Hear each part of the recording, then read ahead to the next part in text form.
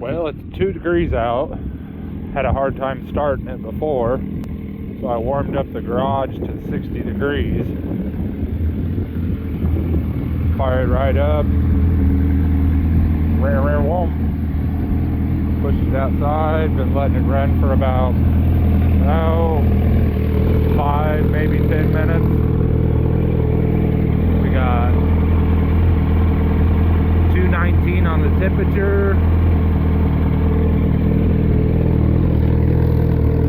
See what it sounds like.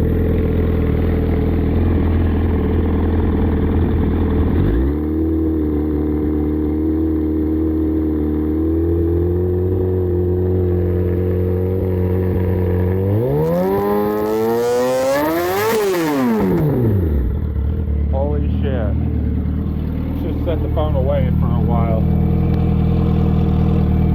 I'll hold it at 2,000, 4,000, closer to 5,000, give it a little quick rev up because I know it's not good for it.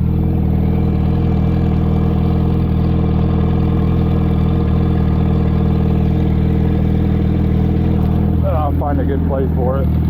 Oh, right here.